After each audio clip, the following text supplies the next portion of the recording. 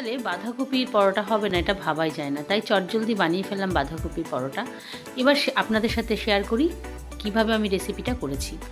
দেখুন, এখানে একটা ছোট বাঁধাকপি নিয়েছি, বাঁধাকপিটা 2 টুকরো করে কেটে নিলাম। এরপর কাটার মেশিন দিয়ে আমি ঝিরিঝিরি করে এটাকে কুচিয়ে নেব। দেখুন, ছোট ছোট করে কুচানো হয়ে গেছে। বাঁধাকপির সাথে নিয়েছি লঙ্কা, আদা, এটাও ছোট ছোট করে কুচিয়ে নিয়েছি। একটা আলু 2 টুকরো করে সেদ্ধ করে নিয়েছি। কড়াই গরমে বসিয়ে তেল দিয়ে তেলটা গরম হয়ে আসলে লঙ্কা আর আদা একটু লাল লাল করে ভেজে নেব।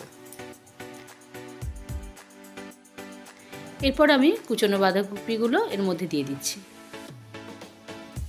ভালো করে নাড়াচাড়া করে নেব। তারপর সামান্য লবণ, সামান্য হলুদ দিয়ে আবারও নাড়াচাড়া করে নিচ্ছি। যদি বাঁধাকপিতে জল বেরোয় মনে হয় তাহলে সেই বাঁধাকপিটা কিন্তু লবণ দিয়ে আগে ভিজিয়ে রেখে জল চিপে তারপরে কড়াইয়ে দেবেন।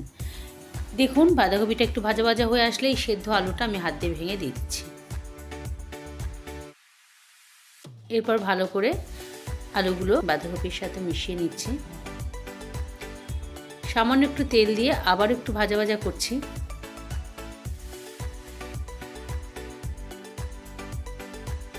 ভাজা হয়ে গেছে। এবার সামান্য একটু চিনি দিয়ে দিলাম, একটু স্বাদটা বাড়ানোর জন্য। আপনারা এটা বাদ দিলেও দিতে পারেন। বাঁধাকপিটা প্লেটে তুলে একটু ঠান্ডা করতে দেব। ময়দাটা মেখে নিচ্ছি। ময়দাতে সামান্য লবণ দিয়ে ভালো করে মিশিয়ে ঠান্ডা জল দিয়ে মেখে নিলাম।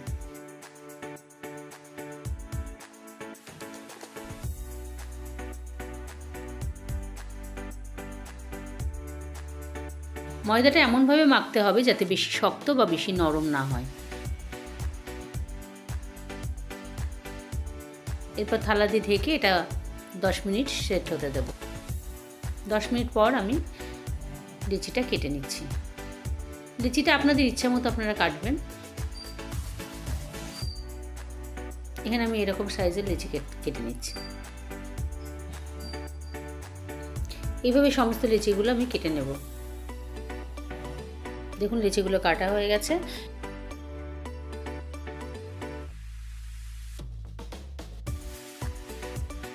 অল্প পরিমাণে ময়দা নিয়ে হাতে এরকম ঘুরিয়ে নিতে হবে। তারপরে এর মধ্যে বাঁধাকপির পুরটা ভরে দিতে হবে।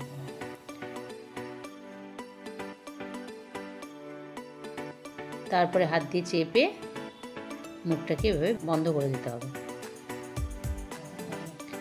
এরপর হাত দিয়ে যতটা পারবেন চাপ দিয়ে একটু বড় সাইজ করে নিয়ে অল্প ময়দা দিয়ে বেলে নেবেন। খুব হালকা হাতে বেলতে হবে। পুর বেশি যদি পুর হয় তাহলে কিন্তু এটা ফেটে একটু সাইড দিয়ে ফেটে যেতে পারে, অসুবিধা নেই তাতে। দেখুন, আমার এই পুরটা মানে লেচির থেকে পুরটা বেশি হয়ে গেছে, তাই এখানে এটা কিন্তু ফেটে গেছে। এখানে আরেকটাও বেলে আপনাদের দেখাচ্ছি।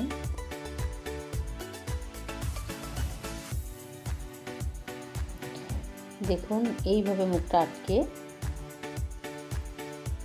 এরপর এটাও বেলে নিচ্ছি। খুব হালকা হাতে বেলবেন। এটা খুব বেশি না ফাটলেও সামান্য একটু ফেটেছে। এবার চাটু গরমে বসিয়ে দিয়েছিলাম। পরোটাগুলো এর মধ্যে দিয়ে তেল ছাড়া ভেজে নেব। তারপরে অল্প করে তেল দিয়ে দিয়ে ভেজে নিচ্ছি।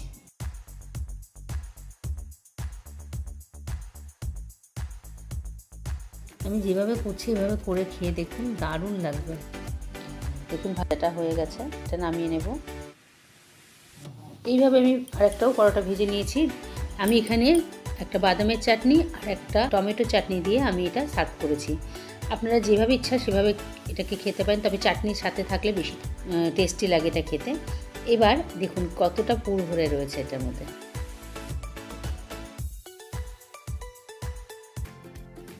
আমার এই রেসিপিগুলো আপনাদের সামনে যে তুলে ধরে সেটা হচ্ছে আমার ছেলে। তাকে আগে খাইয়ে দেখিস তার কেমন লাগছে। বন্ধুরা, সে তো খুব ভালোই বললো এই রেসিপিটা হয়েছে। তাহলে আপনারা আমি যেভাবে বানিয়েছি সেইভাবে বানিয়ে বাড়ির লোকদের খাইয়ে দেখুন তারা কি বলে। আর কমেন্টে কিন্তু অবশ্যই জানাবেন এই রেসিপিটা কেমন হয়েছে। আমার এই চ্যানেলটিকে সাবস্ক্রাইব করতে ভুলবেন না যেন, এইরকম আরও রেসিপি পেতে। তাহলে আজ আসি।